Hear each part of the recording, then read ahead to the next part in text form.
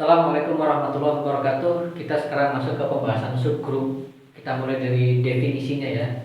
Jadi, andaikan kita punya grup G, operasi binernya star, kemudian himpunan bagian di G, misalkan itu H adalah himpunan bagian dari G, jika dia disertai operasi biner star dan memenuhi sifat-sifat grup, jadi H dengan operasi biner star, perhatikan operasi biner star itu operasi biner yang sama dengan G. Jika H dengan operasi biner star itu merupakan grup, maka H kita sebut sebagai subgrupnya G, gitu ya. Dan kita tuliskan H, lalu ini tanda kurang dari sama dengan kurang dari G star ini. Jadi kalau membaca notasi seperti ini berarti kita baca bahwa H ini adalah subgroup atau subgrupnya G. Yang namanya subgroup itu berarti operasi binernya sama dengan operasi biner yang lebih grup yang lebih luasnya gitu. Nah, sebagai contoh misalkan kita tinjau grup R, plus ya. Himpunannya adalah semua bilangan real, kemudian operasi binernya adalah penjumlahan. Kemudian kita tinjau suatu himpunan Z yang merupakan himpunan anggotanya ya. Anggotanya berupa bilangan-bilangan bulat ya, yaitu himpunan yang anggotanya semua bilangan bulat. Maka jelas jika A untuk setiap A, B anggotanya himpunan bilangan bulat, jelas A ditambah B juga bilangan bulat. Ya, dua bilangan bulat dijumlahkan ya tetap bilangan bulat. Kemudian kita langsung terima saja ya, walaupun ada pembuktian yang lebih detail, tapi kita langsung terima dua bilangan bulat dijumlahkan juga tetap bilangan bulat. Kemudian asosiatif kita sudah jelas ya. Lalu identitasnya ya 0 juga merupakan anggota bilangan bulat dan berlaku bahwa A ditambah 0 sama dengan 0 ditambah A sama dengan A ya, untuk setiap A anggotanya ini. Kemudian untuk setiap A bilangan bulat, minus A juga bilangan bulat, dan berlaku bahwa A ditambah minus A sama dengan minus A ditambah A itu sama dengan identitasnya.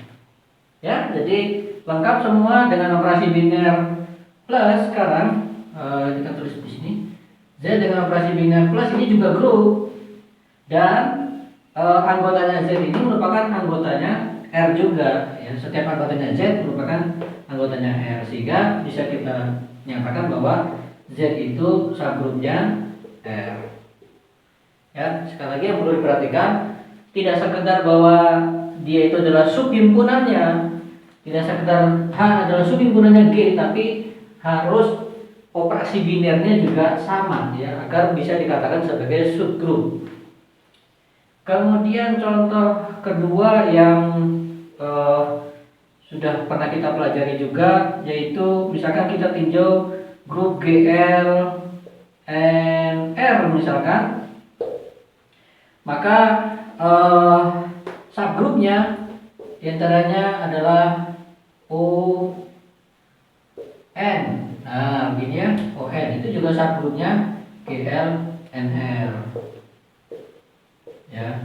Karena apa? Operasi binernya dia sama dengan operasi binernya ini, yaitu perkalian antar matrik. Kemudian setiap anggotanya ON pasti merupakan anggotanya GL. Ya, sesuai definisinya kemarin, ON itu sama dengan himpunan semua A anggotanya GL, NR yang memenuhi syarat dan seterusnya. Ya, berarti setiap anggotanya ON merupakan anggotanya GL.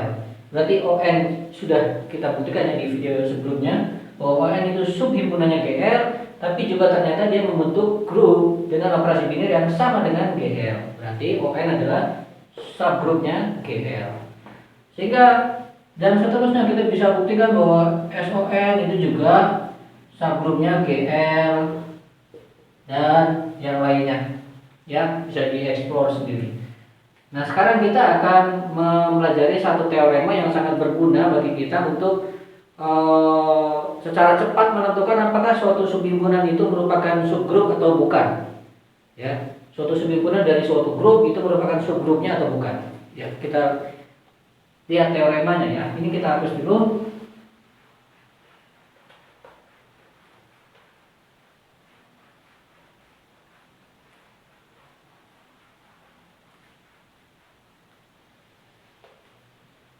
Teorema. Andaikan G, star itu grup. Andaikan G star grup. Dan H itu subhimpunannya G. Kalimat di bawah ini ekivalen atau setara ya. Ini bunyi teoremanya seperti itu. Yang pertama H subgrup G. Oke. Yang kedua, kalau kita pakai notasi yang tadi sudah diperkenalkan ya. Jadi kita tulis begini H. Nah, gitu. G, star. Yang kedua, untuk setiap A, B anggotanya H berlaku bahwa A star B anggotanya H dan A-1 anggotanya H. Yang C, untuk setiap A, B anggotanya H berlaku A star B-1 itu anggotanya H. Oke, sekarang kita pahami dulu maksud dari kalimat ini ya. Kalimat-kalimat di bawah ini ekivalen. Kalimatnya yang dimaksud ada kalimat A, kalimat B, dan kalimat C. Teorema ini menyatakan bahwa ketiga kalimat ini ekivalen. Apa sih maksudnya ekivalen? Kalau ini berlaku, maka yang ini juga berlaku. Begitu juga ini berlaku, maka ini berlaku. Jadi kalau A berlaku, maka B berlaku. Begitu juga B berlaku, maka A berlaku. Itu maksudnya ekivalen ya. Kemudian A berlaku, maka C berlaku. Juga sama, C berlaku, maka A berlaku. Dan A berlaku, maka B ya. B berlaku, maka C berlaku. Dan C berlaku, maka B berlaku. Nah, jadi ada 1, 2, 3, 4, 5, 6 ya. 6 pernyataan di sini. Maka yang perlu kita tunjukkan itu hanyalah bahwa kalau A berlaku maka B berlaku, dan jika B berlaku maka C berlaku, dan jika C berlaku maka A berlaku. Ya, cukup buktikan itu saja, maka otomatis 6 pernyataan ini juga akan berlaku ya. A berlaku dan B berlaku, ini harus dibuktikan, maka yang ini otomatis terbukti. Oke. B berlaku maka C berlaku, berarti yang kalimat yang ini. Lalu C berlaku maka A berlaku, berarti kalimat yang ini. Nah, sekarang bagaimana dengan B berlaku maka A berlaku? Kita lihat. Kalau ini semua kita buktikan ya, berarti kalau B berlaku maka C berlaku. Karena C berlaku, maka A berlaku berdasarkan ini ya. Sehingga jika B berlaku maka A berlaku. Ini sudah pasti terpenuhi. Begitu juga yang ini. Kalau A berlaku, B berlaku, dan juga karena B berlaku maka C berlaku, berarti jika A berlaku maka C berlaku. Ini terpenuhi. Yang ini bagaimana? Dari sini, karena ini berlaku, C berlaku maka berlaku, dan juga A berlaku maka B berlaku, berarti jika C berlaku maka B berlaku. Ya, jadi 6 kalimat ini bisa kita buktikan dengan cukup membuktikan 3 kalimat saja. Ya, oke. Sekarang kita akan buktikan A berlaku maka B berlaku. Jika A berlaku, yaitu H itu subgrupnya G, maka B harus berlaku. Itu yang harus kita buktikan. Lihat, kalau H memang subgrupnya G, maka untuk setiap A anggota setiap A B anggotanya H, otomatis operasi biner antara A dengan B itu juga akan menghasilkan anggotanya H ya, karena dia star ini adalah operasi biner ya. Jadi sudah clear ya. Jadi sekarang kita A berlaku maka B berlaku. Karena A dan B karena H itu adalah subgrupnya G, maka sembarang dua anggotanya H kalau dioperasi binarkan pasti menjadi anggotanya H ya, karena ini operasi biner di H begitu ya, karena dia operasi biner di H, maknanya berarti ada dua unsur di operasi biner kan dioperasikan antara keduanya, maka yang dihasilkan pasti harus anggotanya H. Sifat klosur ya maksudnya. Oke, jadi sifat klosurnya sudah terpenuhi, kemudian bukan sifat klosur, sifat ini pasti terpenuhi. Kemudian A inverse anggotanya H jelas, karena apa? H tadi sudah jelas subgroup. Kalau subgroup berarti setiap unsurnya pasti ada inverse di dalamnya, itu di dalam himpunan yang sama, itu di dalam H. Jadi ini berlaku, ini juga berlaku. Itu sudah otomatis ya, kita tidak perlu berpanjang lebar dalam membuktikannya. Oke, kemudian sekarang kita masuk yang kedua. Jika B maka C. Berarti kita asumsikan berlaku untuk setiap AB anggotanya H, ini dan ini ya. Kita asumsikan berlaku ini. Kita harus buktikan apakah berlaku ini, kalimat ini. Nah, berarti diasumsikan untuk setiap A, B anggota H berlaku A star B itu anggotanya H dan A-1 itu anggotanya H. Ini asumsi ya, berlaku benar kalimat ini. Maka sekarang yang harus kita buktikan adalah yang ini. Kita lihat dulu, ini akan benar kalimat ini berdasarkan yang di atas ini, asalkan apa? Asalkan dijamin bahwa B-1 itu anggotanya H juga ya. Kalau B-1 anggotanya H, ini kita kasih tanda tanya dulu. Kalau B-1 anggotanya H, maka berdasarkan ini B-1 masuk di sini, taruh di sini, anggotanya H.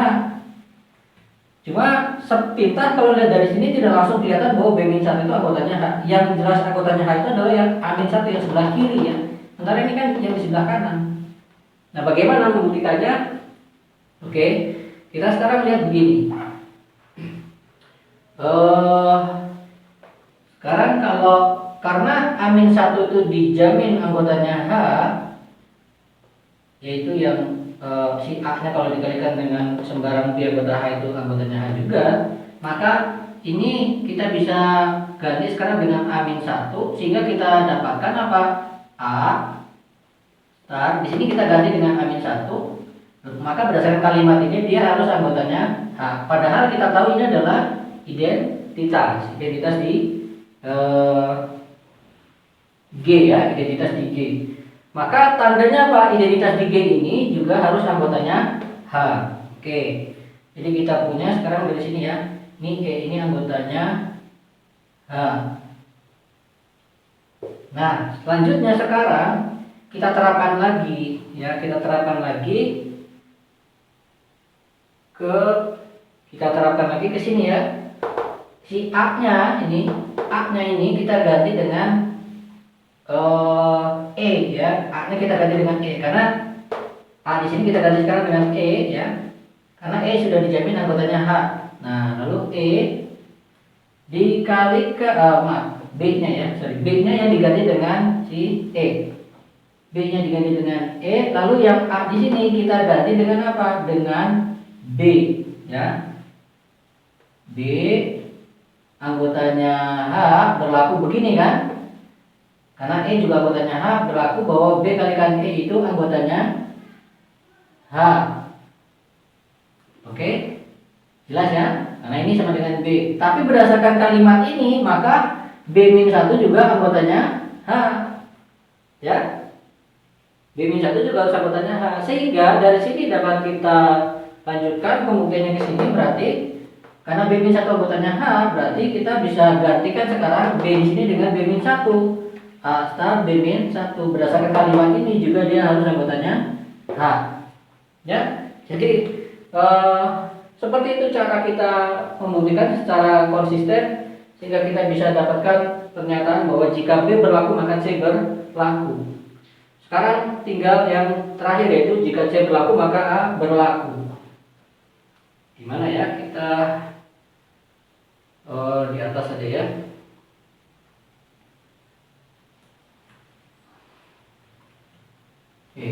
sini.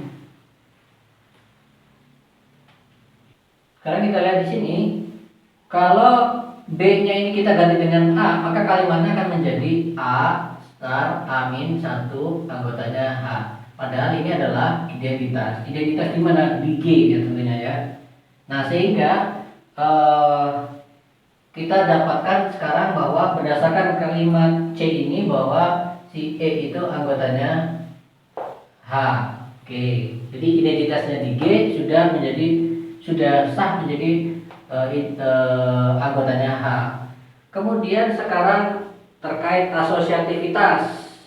Jadi kita harus buktikan bahwa H itu yang memenuhi sifat ini itu H itu adalah subgroup ya. Sekarang identitas sudah ada di H.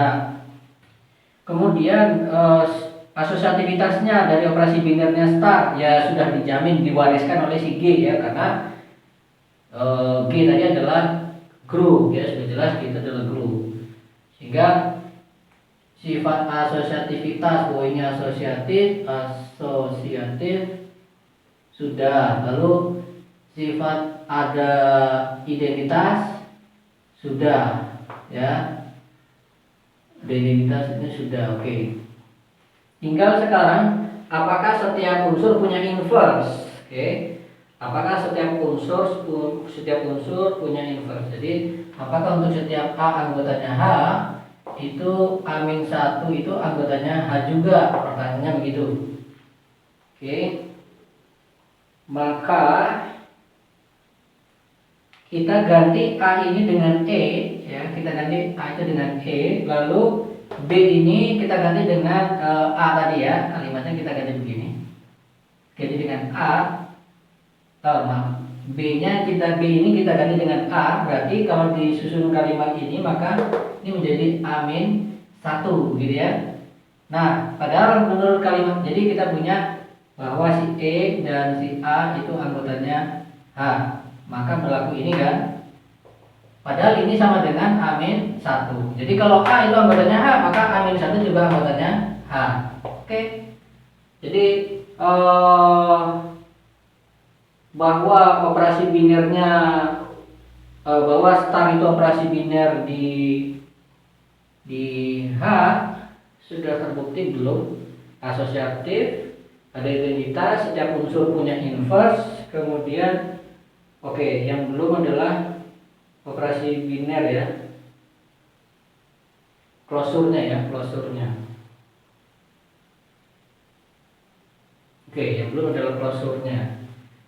Kita buat dulu pembuktiannya. Jadi apakah untuk setiap AB anggotanya H berlaku A star B itu anggotanya H? Nah kan gitu, ini harus dibuktikan. Berarti yang sudah jelas kita dapatkan tadi bahwa setiap B itu memiliki setiap unsur memiliki inverse ya. Untuk setiap A, B anggota H berlaku bahwa B-1 itu anggotanya H. Sudah ya. Nih berdasarkan ini tadi ya. Lalu maka untuk setiap A, B anggotanya B-1 anggotanya H berlaku bahwa A star B-1 harus anggotanya H. Kan gitu kan kalimatnya, sehingga ini bisa kita tuliskan A star B dan itu harus anggotanya H. Oke. Ya, sehingga kita dapatkan sifat klausurnya sudah. Berarti kita berhasil membuktikan bahwa berlaku yang ketiga tadi ya, yaitu jika C maka A. Oke, jadi sampai di sini sudah berhasil kita buktikan lengkap teorema ini. Ya, dengan membuktikan 3 kalimat saja maka kita dapatkan total semua 6 kalimat ini ya. Jadi dari 3 kalimat kita dapatkan 3 kalimat yang lain. 3 kalimat yang lain yang mana? Yang ini dan yang ini ya. Ya, yang itu. Oke. Nah, sekarang kita akan terapkan ya pada contoh. Jadi perhatikan, dengan melihat tiga kalimat ini, memperhatikan bahwa tiga kalimat ini ekivalen, maka kalau kita disodorkan suatu subhimpunan dari suatu grup, kita bisa mengecek dengan cara yang lebih ringkas untuk membuktikan apakah subhimpunan tadi subgrup atau bukan. Mengeceknya dengan cara memanfaatkan kalimat B atau kalimat C saja. Ya, salah satu di antara ini kalau berlaku, maka otomatis berlaku yang A. Berarti berlaku bahwa subhimpunan tadi adalah subgrup. Gitu ya. Daripada kita harus membuktikan subgrup tadi harus memenuhi sifat-sifat grup 4 macam itu, maka kita bisa menggunakan salah satu di antara ini, B atau C. Oke. Sekarang kita terapkan.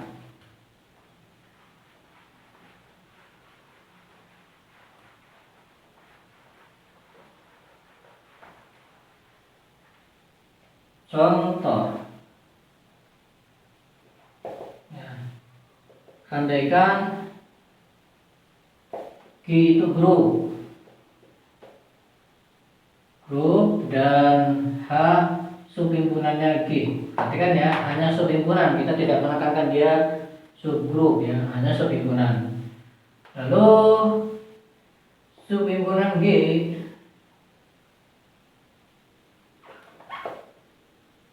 yang akan disimbolkan sebagai ZGH dengan definisi sebagai berikut. ZGH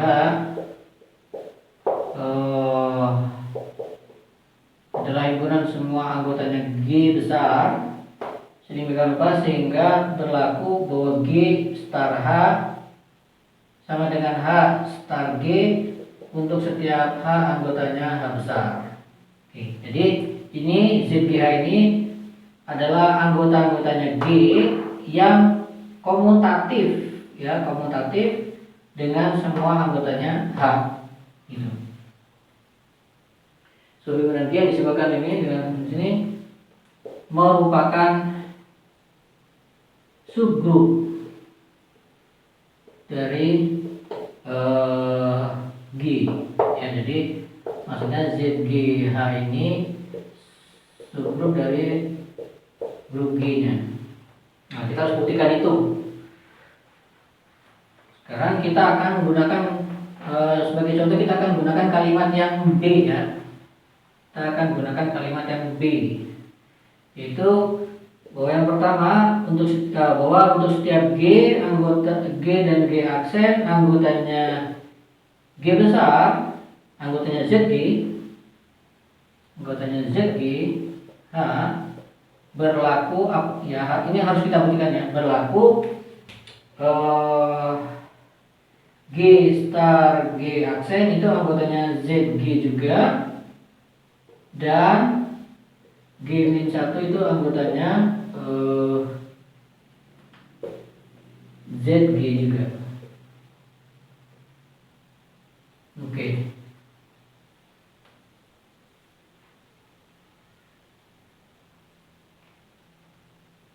Sekarang kita